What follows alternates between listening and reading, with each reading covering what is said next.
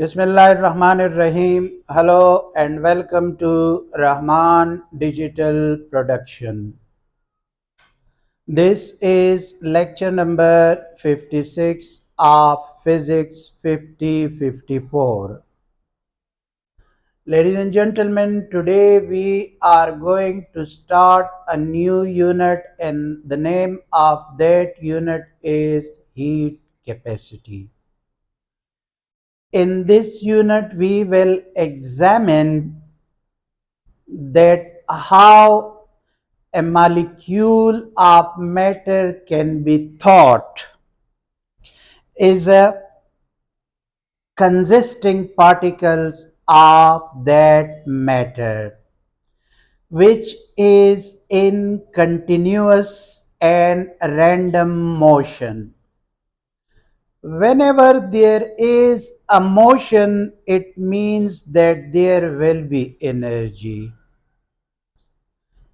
So when the molecules of the matters are in continuous and random motion, then it means that there is an internal energy. Uh, that internal energy is known as heat. When we supply heat to the matter, actually we are increasing the total internal energy of that system.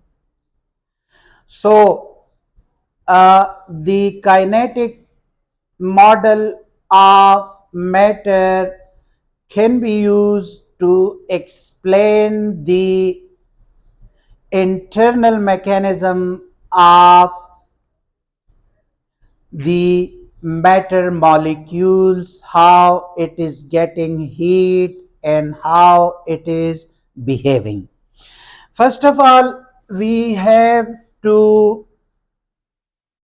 define what is heat. In one of the previous lectures, we defined temperature and compared it with the heat, but here separately we are defining heat. The internal energy which can be transferred from a hotter body to a colder body. Remember, ladies and gentlemen, that whenever there are two containers, in one of which there is a hot water and in the second one there is a cold water, when they are brought into a thermal contact, then heat will flow from this hot body to the cold body until it becomes at the same temperature. It is not like this that coldness is flowing from this cold body to the hot body and they are neutralizing each other. It is not like this, because hotter body is having energy, internal energy. So those molecules are having the capacity to move from the hotter body to the colder body, while there is no internal energy in the colder body, so it will never move from its position. This is a common observation. Those who are not having the energy will never move. Those who are having energy, they are having the capability to move from one location to another location. Ladies and gentlemen, the unit of heat is joule. The unit of energy, I should say, energy is denoted by joule. Uh, when we are talking about the supply of heat to a system, then we are talking about the increment of internal energy of the molecules of that atom, of that matter. Ladies and gentlemen, this heat energy is transferring to the molecules of the matter in two ways. They are stored inside the molecules in the form of kinetic energy, or they are stored in the form of potential energy. So remember that whenever we are supplying the heat, you can say in thermodynamic system that we are actually giving internal energy to the molecules. Then they are able to move randomly and continuously. So we talked about the heat, but one thing I must explain here, that when we apply when we supply the heat to water, where this energy is going. Law of conservation of energy is saying that energy can neither be created nor destroyed. It can be transferred from one form to another form. What about this case? When we supplying the heat to the water, consider an example, in a container, and we are putting a thermometer inside that water. During the supply of heat, the thermometer is not showing any increase in the temperature. So where this energy is going? Actually, this energy is stored in the molecules in the form of total internal energy. So we have to say that law of conservation of energy is applicable in this case as well, and it is not violating any rule of physics. Ladies and gentlemen, as I told you that this heat is stored inside the matter in two form, that is in kinetic energy and in the potential energy. Heat is then a measure of the change in the total internal energy of that matter. Yes, that is what I told you. This topic is leading us to a very important, and that is the main purpose of this unit, heat capacity. We will talk about these heat capacity in greater detail. But before that, I want to give you a perfect example. Consider that there are two containers in which there is water. In this, there is 10 gram of water, while in the second container there is a large amount of water. Let us say that there is 1,000 gram.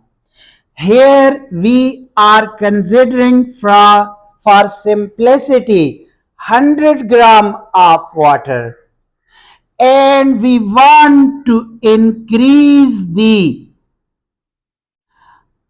internal energy of it from 30 degrees Celsius to 60 degrees Celsius, having the same heater.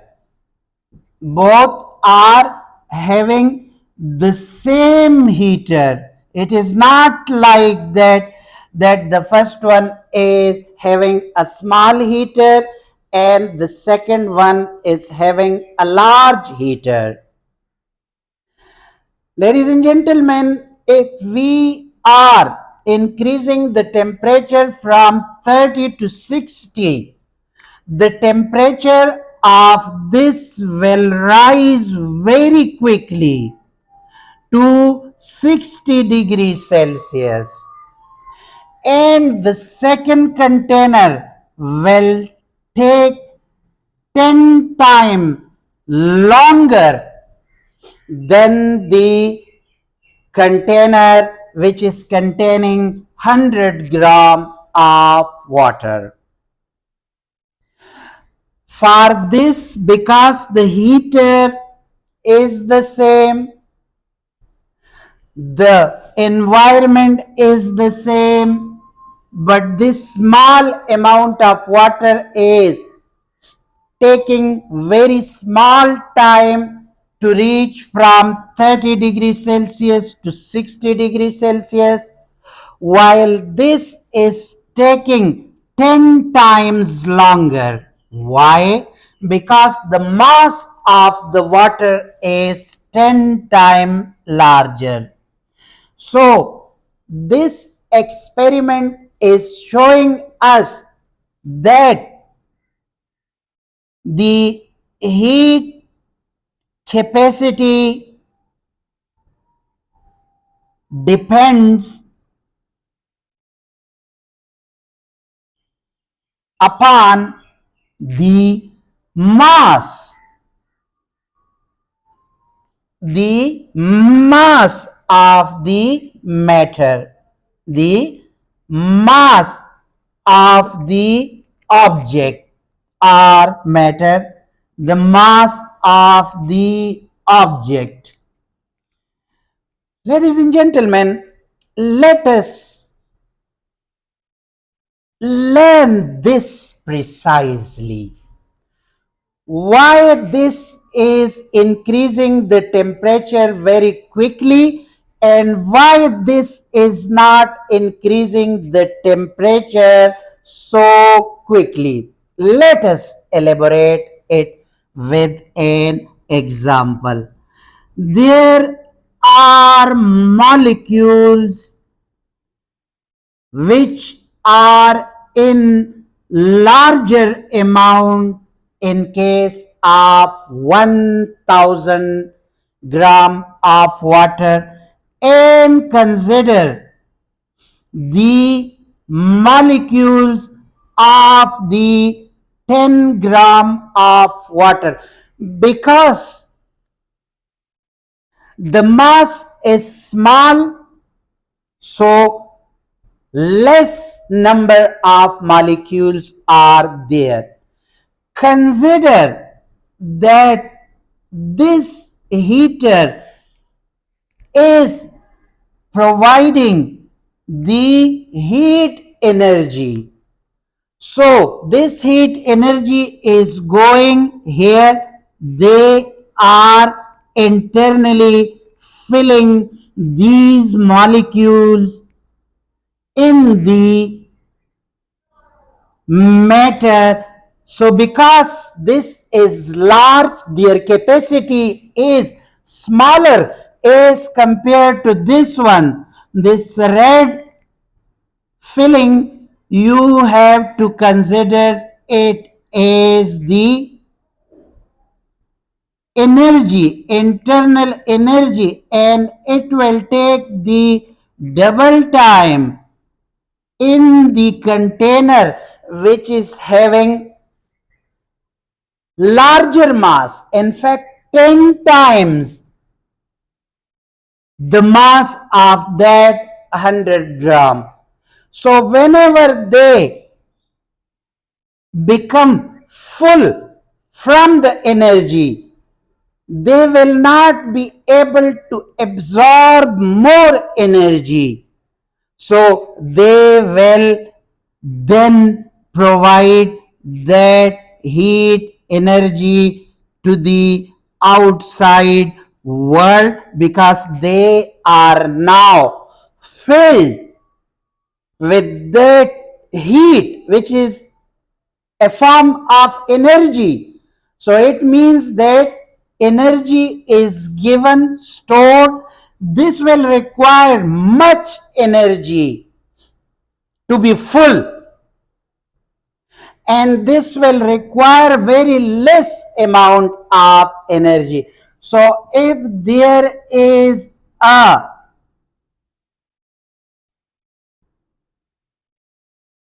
thermometer in both the cases, this will go very highly because they are filling their molecules with the heat very quickly, and they don't have other capacity.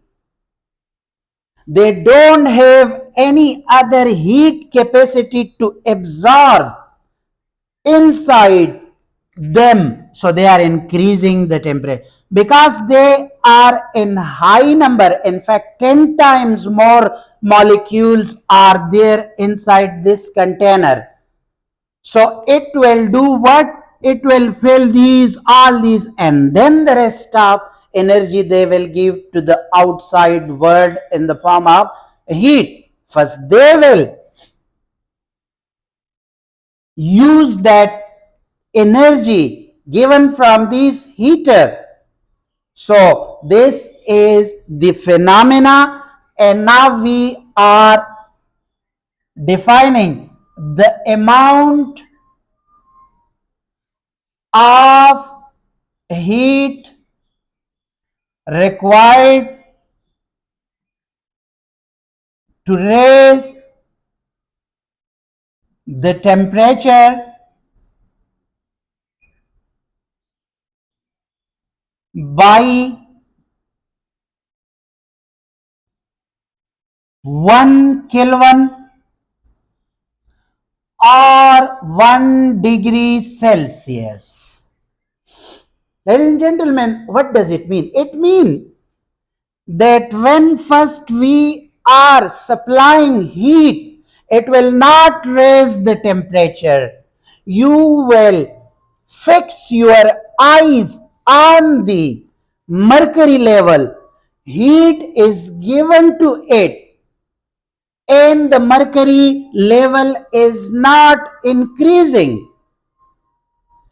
But after some time it will start increasing because now all the molecules inside this water are filled with the energy, and they don't have any further capacity to incorporate that heat inside them. So they are increasing the temperature. And you have to note that if 1 degree Celsius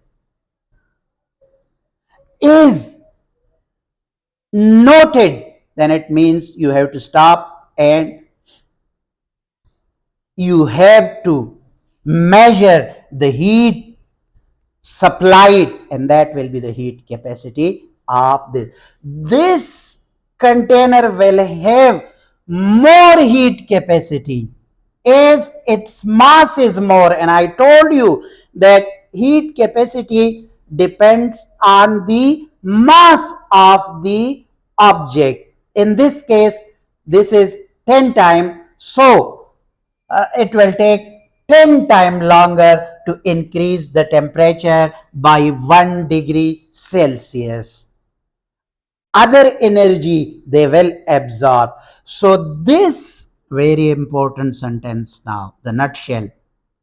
This container is having more heat capacity to absorb than this one. It is having less heat capacity.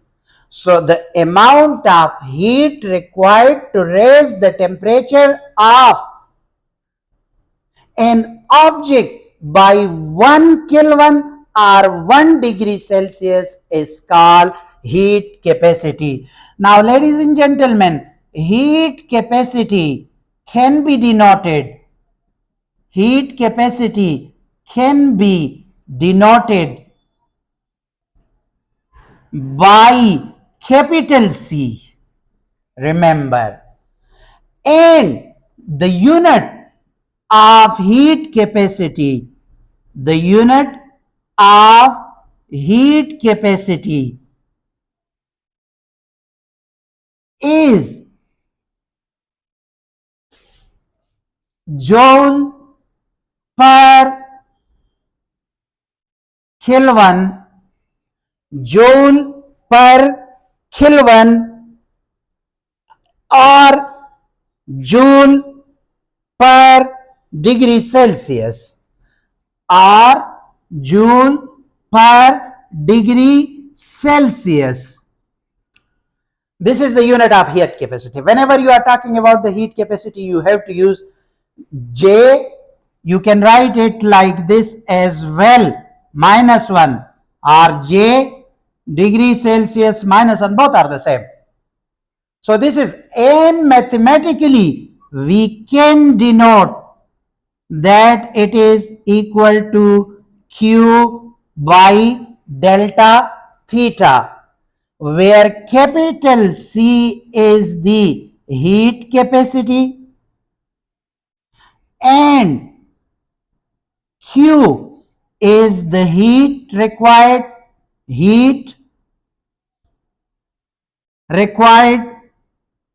and delta theta is the change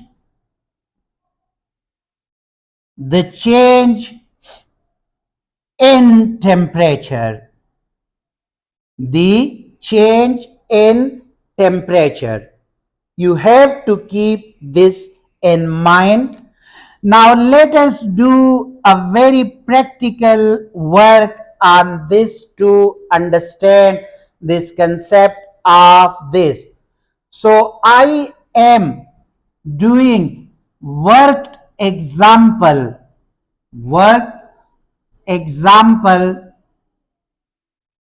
and that is 9.1, 10.1. This is 10.1. Ladies and gentlemen, then this is unit number 10. This is unit number 10. Excuse me for that. I wrote unit number 9, but this is unit number 10. Okay, this is 10.1. What actually they are saying? Let us understand first the question, because understanding the question is half of the solution. In a simple experiment, 100 gram of water requires 100 grams of water requires how much heat? It is requiring 12,600 joule of heat to raise the temperature. So it means delta theta is from what to what? from 30 degree to 60. So it means 60 degree minus 30 degree Celsius. So it will be 30 degree Celsius. It means that we are having this as uppercase letter Q and 12,600 of heat. Further, they are saying in part 1, find the heat capacity of 100 gram. Find the heat capacity of 100 gram of water. So we know that C is equal to Q divided by delta theta. So 12,600 divided by 30. This 10 will be cancelled with this one, and when we multiply it, 3 ones are and 3 fours are and 3 twos are. So it means that C will be equal to 420 joule per degree Celsius. Okay, ladies and gentlemen, that was the first part. Let us see what they are saying in the second part. The second part, they are saying find the capacity of 1000 gram. So heat capacity of 1000 gram will be equal to 10 times the heat capacity of 100 gram. We have to simply multiply 10 with the 420, and that will be joule per degree Celsius, and it means 4200 joule per degree Celsius. Now the third part is saying that find the heat needed to raise 1000 gram of water from 30 degree to 40 degree. As we can see, Q is delta theta. So it means we are finding Q. So it will be C delta theta. And because we found it to be 4200, and from 40 to 30, from 40 to 30, we are writing 40 minus 30, so it means 4200 into 10 joule, and that is 42,000 joule is the answer. Ladies and gentlemen, very quickly, one thing I want to explain more, that here I wrote it in the red because heat capacity is depending on the mass. The second thing, heat capacity also depend. Heat capacity also depends upon the material of the object.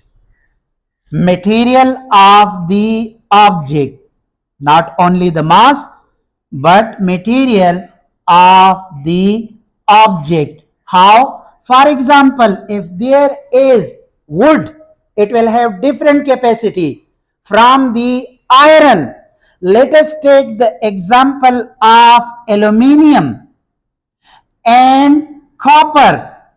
We are taking these two example. Aluminium required 900. Aluminium required 900 of the heat joule, and this is requiring 400 joule to raise the temperature by 1 Kelvin and also 1 Kelvin. So it means that if it is requiring 900 joule, aluminum is having more capacity to absorb heat, then it will raise the temperature by 1. And copper is having less capacity, which is 400 joule. Quickly it will become full from the energy, and then it will give the extra energy to the outer world. So heat capacity not only depends on the mass but also the nature of the material. What sort of matter we are taking under consideration. So you have to keep these two things in mind. That's it for today. Thank you very much for watching. Have a nice time. Allah Hafiz.